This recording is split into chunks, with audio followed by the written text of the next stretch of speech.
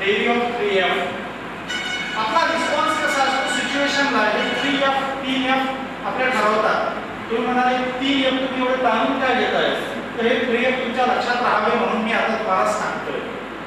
3F मधला पहिला जो F आहे, खरं पाहिजे 4F म्हणता येईल, हे सगळे त्या फिअर भीतीशी निगडीत आहे.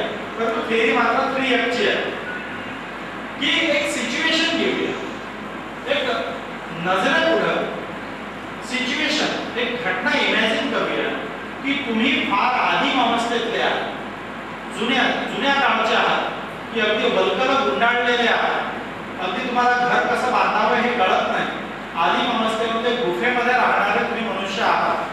आणि अशा वेळेस तुम्ही जंगलामधून चालला, एकटे चालला आणि पुढून जर काही भला लांडगा आला तर आता तुम्ही काय करणार?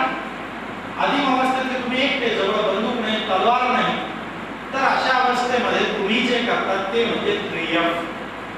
मग याचा पहिला काय आहे? फ्राईट, खिचून जाणे. गल्लीमधलं आपण पाहिलेलं उदाहरण पहा की कुत्रा, असा एक छोटासा कुत्रा गल्लीमध्ये चुकून आपल्या येऊ द्या आणि मग आपल्या गल्लीतला कसा भला थोरला दांडगा कुत्रा त्याच्यावर भू करून जातो. हा जो छोटासा तावडीत सापडलेला कुत्रा असतो की नाही, हा शेपटी खाली घालतो, बऱ्याचदा जमिनीवर पडतो, पाय वर करतो. बरोबर पाहिलं? खिचून जाणे, फाईट. ठीक आहे. समजा जर का या गल्लीतल्या कुत्र्याला शक्य असेल किंवा तुम्ही जे आदिम काळामध्ये त्या लांडग्याच्या तावडीमध्ये सापडले आहेत, पहिलं तर फ्राईट, काही बस चक्कर येऊन पडून जा, तिथल्या तिथं खिचून जा.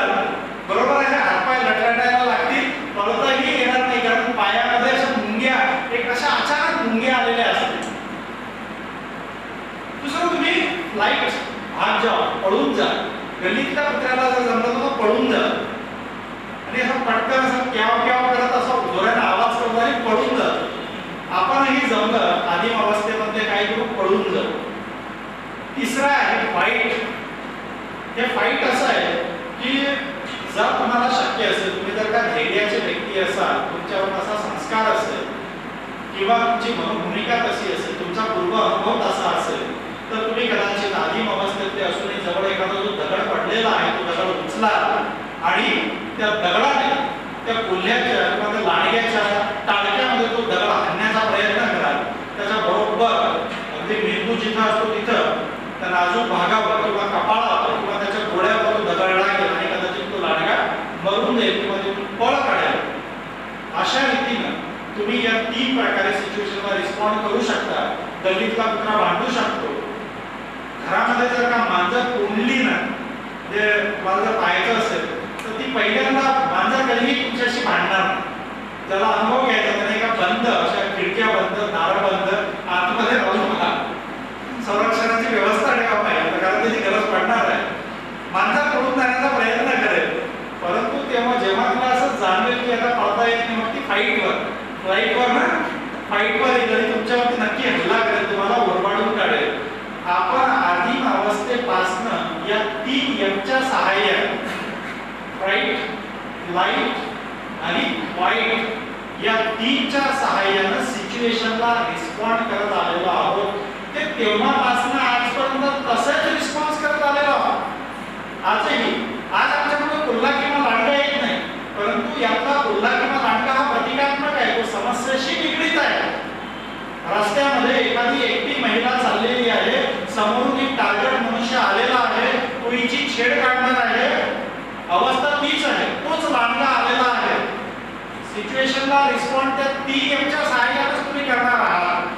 तुम्ही एकतर खिजून जा, आता मी काय करू, तुम्ही एकतर पडून जाण्याचा प्रयत्न करा किंवा मग फाईट करा, त्याच्याशी लढून मुकाबला करा.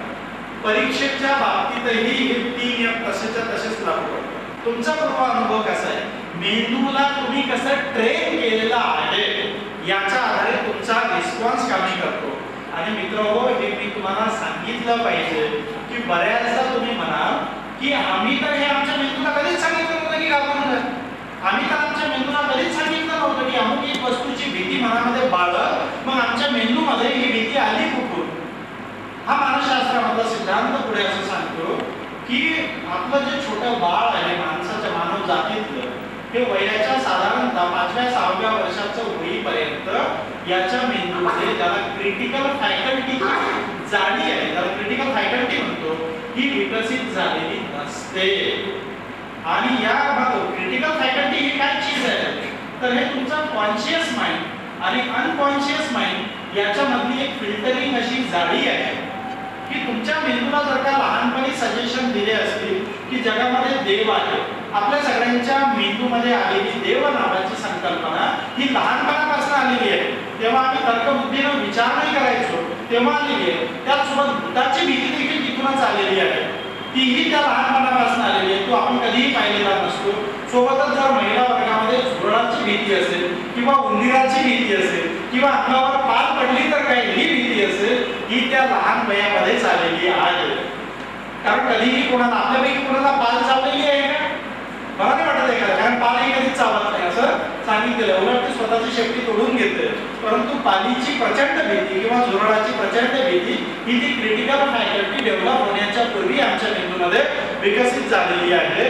मित्रहो, त्याचप्रमाणे अपयशाचा भीतीचा संस्कार हे ते वयाच्या 5-6 वर्ष पूर्ण होण्यापूर्वी काय चांगलं काय वाईट भीती क्रिटिकल फॅकल्टी जी ठरवते ती क्रिटिकल फॅकल्टी निर्माण होण्याच्या पूर्वीच आमच्या मेंदूमध्ये झालेले असतात. आमच्या आजूबाजूच्या लोकांनी जेव्हा आम्ही कधी अपयशी झालेलो असू, जेव्हा आम्ही चालता चालता पडले असू तर असा काय मूर्खासारखा बेदड्यासारखा चालतो, असा काय मूर्खासारखा पडतो, असे जर का वाक्य त्या क्रिटिकल फॅकल्टी डेव्हलप होण्याच्या पूर्वी आमच्या कानावर जर का आमच्या आजूबाजूच्या महान थोर लोकांनी टाकले असतील तर आमच्या मेंदूमध्ये अपयश आणि अपयशाची भीती हा संस्कार निर्माण झालेला असतो.